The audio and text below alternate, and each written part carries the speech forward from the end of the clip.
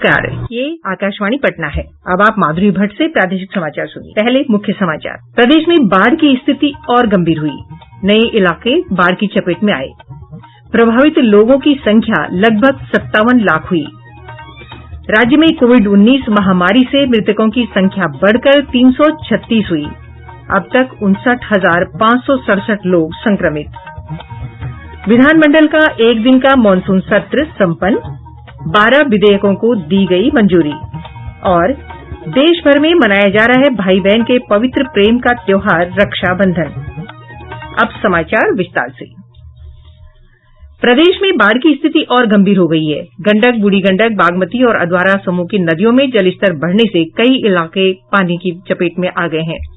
बाढ़ से प्रभावित लोगों की संख्या बढ़कर लगभग 57 लाख हो गई है। 14 जिलों के 114 पंचायतें बाढ़ से प्रभावित हैं।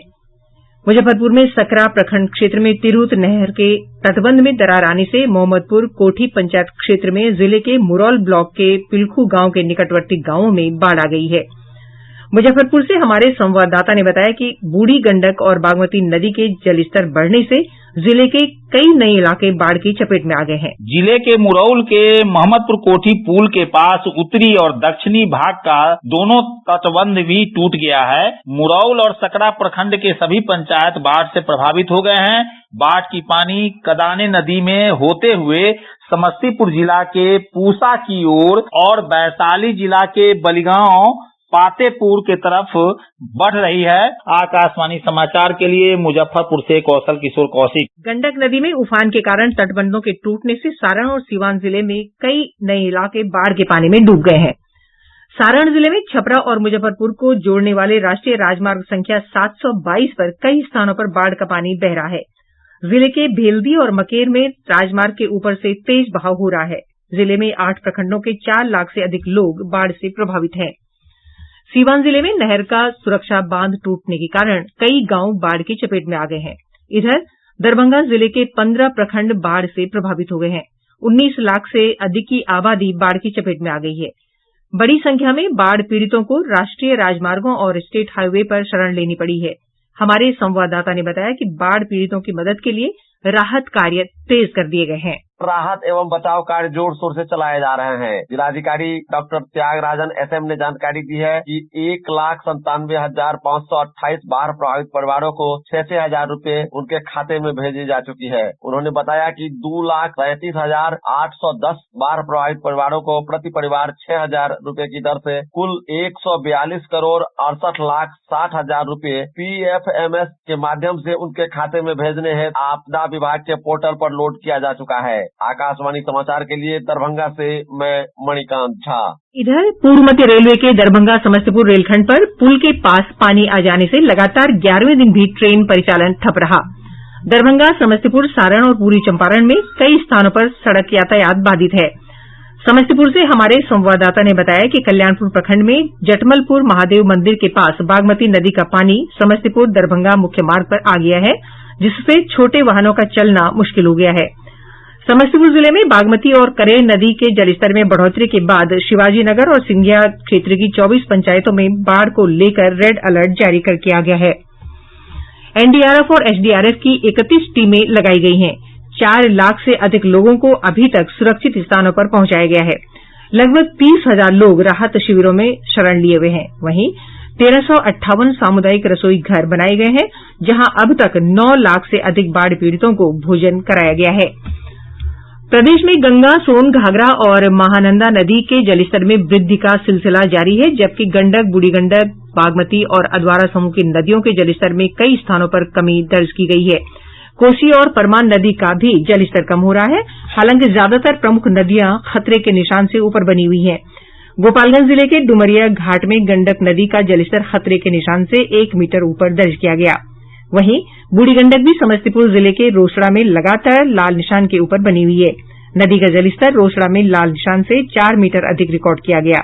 दरभंगा के हाया घाट में बागमती नदी का जलस्तर खतरे के निशान से 2 मीटर ऊपर दर्ज किया गया है।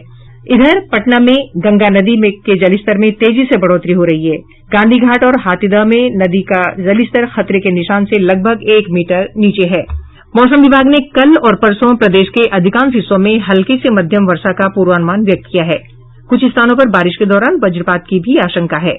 मौसम विज्ञान केंद्र पटना से प्राप्त जानकारी के अनुसार मॉनसून की अक्षीय रेखा बिहार से होकर गुजर रही है, जिससे राज्य में आने वाले दिनों में अच्छी बारिश के आसार हैं।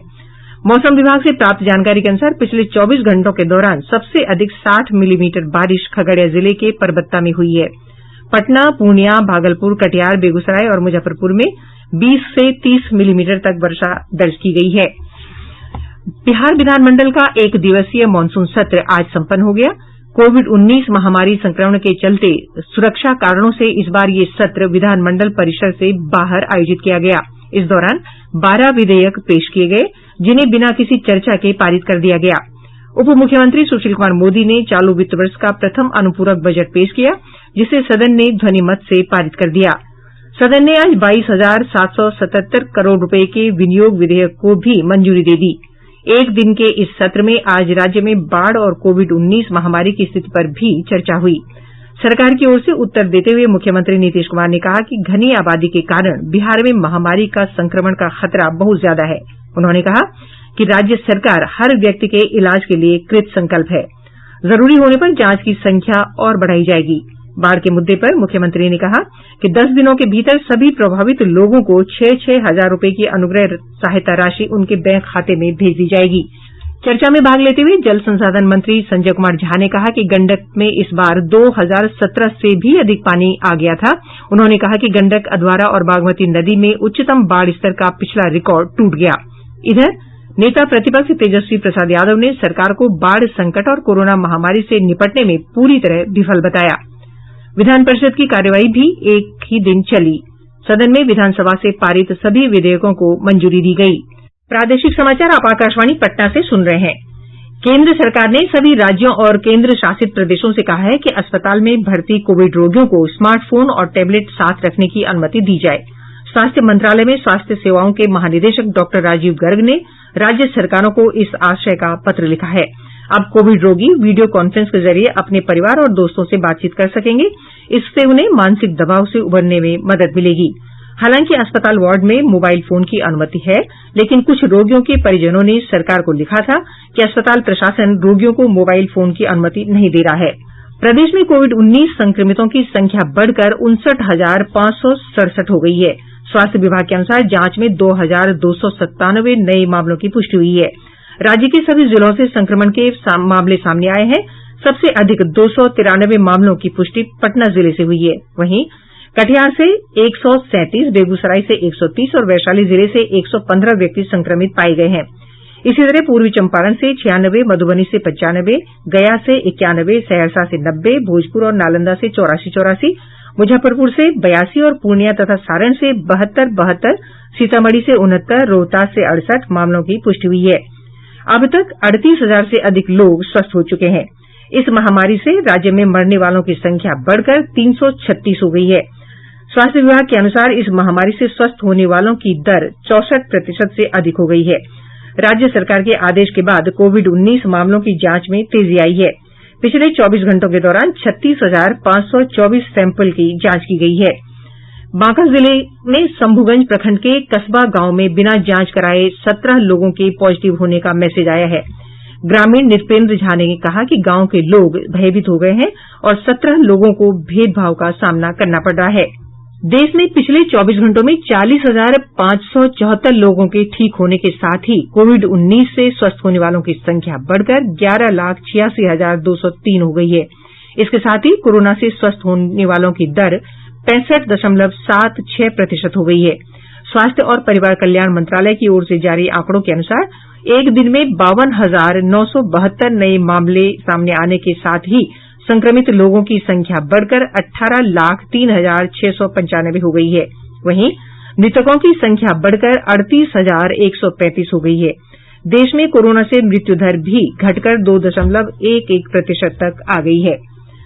वरिष्ठ चिकित्सा विशेषज्ञ डॉक्टर नीरज गुप्ता ने अनलॉक के तीसरे चरण में सार्वजनिक स्थानों पर बढ़ती भीड़भाड़ के मद्देनजर लोगों से सामाजिक दूरी बनाए रखने और मास्क का उपयोग करने को कहा है। जैसे जैसे हम लॉकडाउन को कम करते जाएंगे, यानी कि हम अनलॉक करते जाएंगे, हम जन सुविधाओं को पूर्ण रूप से वापस जनता को देने की कोशिश करेंगे। इससे ही जनता का संपर्क एक दूसरे से बढ़ने लगेगा और उस संपर्क की वजह से आपका इन्फेक्शन एक व्यक्ति से दूसरे व्यक्ति में प्रकोप यानी कि संक्रमण होने की संभावना बढ़ती चली जाएगी। तो उस समय और भी जरूरी हो जाता है कि आप अपना डिस्टेंस को बनाए रखें, आप हमेशा मास्क लगाए रखें, आप जितना हाथ धो सकते हैं उसकी आप कोशिश करें ताकि किसी भी इन्फेक्शन को आप तक आने से रोका जा सके। भारतीय सूचना सेवा के वर्ष 1986 बैच के अधिकारी जयदीप भटनागर ने आकाशवाणी समाचार सेवा प्रभाग के महानिदेशक के रूप में कार्यभार ग्रहण कर लिया है। इसके पहले वे प्रसार भारती में पश्चिम एशिया संवाददाता और पत्र सूचना कार्यालय में विभिन्न पदों पर कार्य कर चुके हैं। श्री भटनागर ने पूर्व प्रधान महानिदेशक ईरा जोशी का स्थान ग्रहण किया है, जो पिछले महीने की 31 तारीख को सेवानिवृत्त हुई है। मुख्यमंत्री नीतीश कुमार ने बृहन मुंबई नगर निगम द्वारा आईपीएस अधिकारी विनय तिवारी को जबरन क्वारंटीन किए जाने की निंदा की है। श्री तिवारी फिल्म अभिनेता सुशांत सिंह राजपूत की मृत्यु से संबंधित जांच के लिए कल रात पटना से मुंबई पहुंचे थे। पत्रकारों से बातचीत में श्री कुमार ने कहा कि बिहार पुलिस इस मामले की जांच करते हुए केवल अपने दायित्व का पालन कर रही है। मुख्यमंत्री ने कहा कि सुशांत की मृत्यु की जांच के लिए टीम को मुंबई भेजने के बिहार पुलिस के फैसले में कोई राजनीति नहीं है। उन्होंने कहा कि डीजीपी गुप्तेश्वर पांडेय इस मामले में मुंबई पुलिस के साथ बातचीत करेंगे। इधर विधानमंडल के दोनों सदनों में सदस्यों ने इस मामले को उठाया और निष्पक्ष जांच की मांग की। सावन के अंतिम सोमवारी के साथ ही भाई और बहन के प्रेम का त्योहार रक्षाबंधन आज पूरे देश में मनाया जा रहा है।